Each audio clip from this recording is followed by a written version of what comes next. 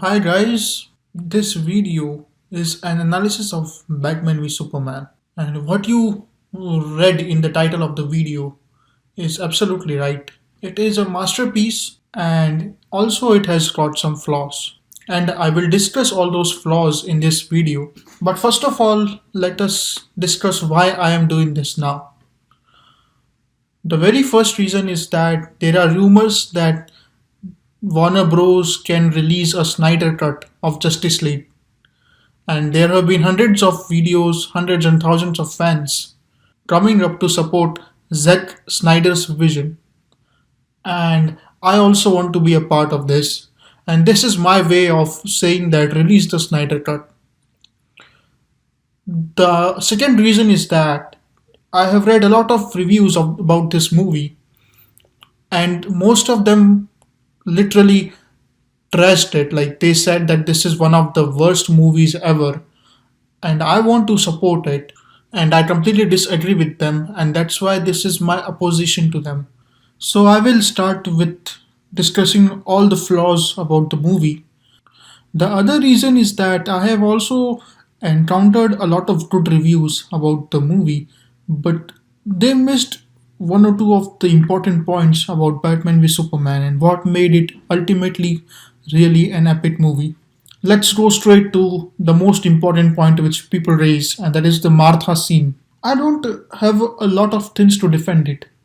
I will say that yes, it was a little bit dumb choice, and basically, I will first of all say that I watched this movie first day, first show. I did not read any review or anything.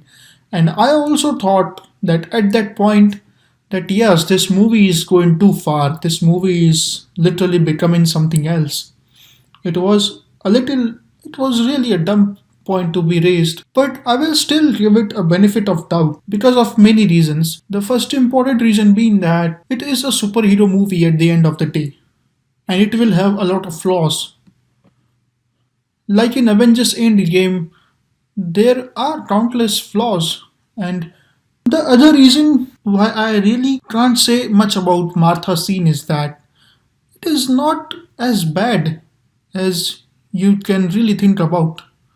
Like for example, if you if you think about if you think on the perspective of Batman, someone who lost his mother and father at a very tender age, and someone who really has those nightmares and visions, and if you really think that if you are actually killing someone and then the victim says the name of your mother, that one thing that makes you human, then why won't you stop, man? Like, that is the only thing that made you human.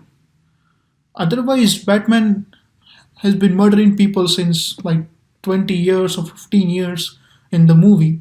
But that was the little thing that made Batman a human. He was he did not decide to be Batman since his childhood that I want to be a Batman. It was not something that was his dream that I want to become a pilot, I want to become a soldier or something. Like it was something that happened to him, that he had no other choice but to really put the suit and fight the crime because he suffered that tragedy in his childhood, and that's why it was not that bad scene, and it is clearly established in the movie as well. Like when Thomas Wayne dies, he just says one name, Martha. So these are the last words that his father spoke, and that makes his word very very very close to Batman. And by any means, we should really really appreciate this kind of filmmaking. Like it was not something completely illogical and completely dumb. Yes, it is a little melodramatic. I will definitely say that it was melodramatic, but it is not completely dumb by the end of the day. That's the only point I can raise about it. And just think about this thing, like he became a vigilante after his mother died, after his parents died. But when someone reminded of him of his parents, the only thing that made him human, why won't he stop? Like it is just a casual thing to stop. Like, I don't think that it was such a big flaw. The second reason which people and all the critics worldwide gave was that a lot of things were unexplained in the movie, and that I completely agree with. For example, Les Luthor's plan, it was not at all clear in the theatrical cut, and it was a poor decision by the whole creative team that they did not add all those scenes which were there in Ultimate Edition, which should have been in theatrical cut. And like I think like Zack Snyder followed his practice, which he always does. That his Watchmen is having three versions, like each version half hour longer in duration than the previous one. So I think Zack Snyder just blindly followed his practice, whereas he should have literally taken care about this because it is a blockbuster movie. It is about Batman and Superman, and I really agree with this that the plan was not that clear. But if you see the Ultimate Edition, then the plan is the plan is a good plan. Like it is a robust plan. Yes, it depends on a lot of chances, but the same was the case with Captain America Civil War. Like it was the same plan. The same was the case with Joker in the Dark Knight. The same was the case with Loki in the Avengers. The same was the case with Raul Silva in Skyfall. So ultimately, that was a very complex plan, but it's a movie, and we have to give it the benefit of doubt because we are giving hundreds of movies a benefit of doubt like that. Like movies work on luck, and movies are really random. Movies work on conveniences. Like in Avengers Infinity War, Thor is making a new Stormbreaker, and that Stormbreaker can initiate Bifrost. So this is a big convenience on which the whole MCU and every superhero movie and every fantasy movie works. It is all about luck, and so Lex Luthor's plan was really about that this will happen, then this will happen, then this will happen. But there is one more thing I will want to say that about the plan of Lex Luthor, that it was spontaneous as well. That when he saw that Zod can be brought back to life, so he actually did that. So it was not something that was pre-planned. So Lex Luthor's plan was spontaneous as well. I will definitely say that it is. It is not that it was not completely bad, and it was not completely pre-planned, and that's why people got confused that why is everything going just like that. And the third thing is what people say about Batman v Superman being really bad is the visual tone of the director of the movie. Like Zack Snyder has got a dark and gritty tone, and like everything is so dark, everything is so gray. Like this is literally rubbish. Like this is completely pathetic to say that something is dark and something is gritty. Like you cannot see the movie. Like I have seen this movie countless times, and not even a single scene is like that. And the greatest rebuttal to this point is that just watch the final fight in Avengers Endgame. Just watch it. And what is the tone there? What is the visual tone there? It is dark. Avengers 1 was so bad in its visual tone. Like it was like completely lit up. Like everything was bright and bright and bright, and like everything was like it was so rubbish. Like all the scenes in the movie were like, what the hell is going on, man? So ultimately,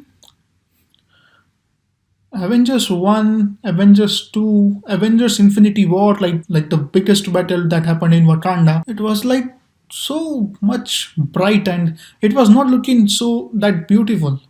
It was not looking that visually beautiful. And Zack Snyder makes things visually very, very attractive. And Zack Snyder is more of a style over substance, as everyone says.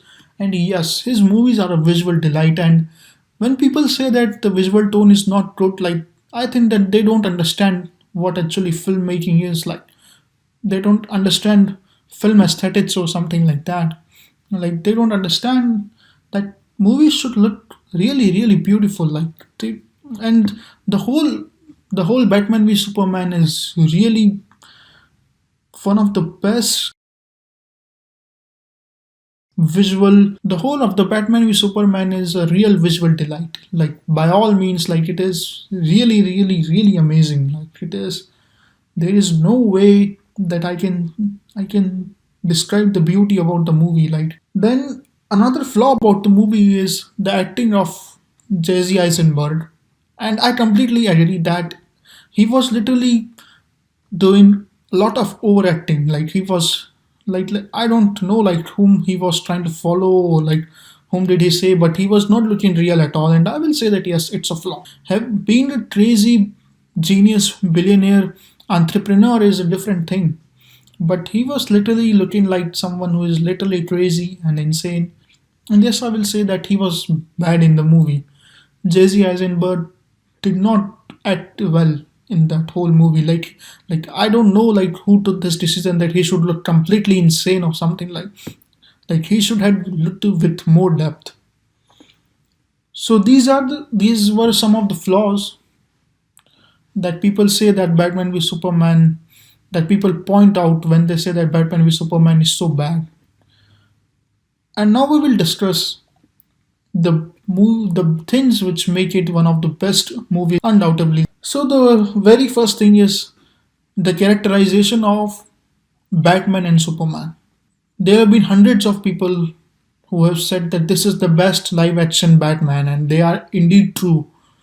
Like this Batman was literally someone who faced a tragedy, and he could not come up with that. Like he is really old. He has seen a lot of bloodshed, and like he was completely inspired from the Dark Knight Returns, and he's completely that old Batman. And actually, this is indeed like this is equal to Christian Bale's Batman, and I will say yes that this was one of the best Batmans ever. The second point comes about the characterization of Superman, and that is one of the most important points to discuss. People have criticized the characterization of Superman like hell. Like people say that this is not our Superman. People say that Superman does not murder, or even Batman does not murder. So I think they are not aware about the whole comic book culture. I think they are not aware about movies. They are not aware about all the video games and all the literature behind this movie. Like the one thing that people point out that Batman should not murder people, it is completely wrong. It is completely unjustified. And the same thing is about Superman as well. That people say that Superman murdered in Man of Steel as well, and here also he is like some people are getting harmed. So like how pathetic and disgusting is this argument? Like actually like just understand that if Batman is facing a terrorist, will he not kill that? Like did he, like even in reality, did we not kill terrorists?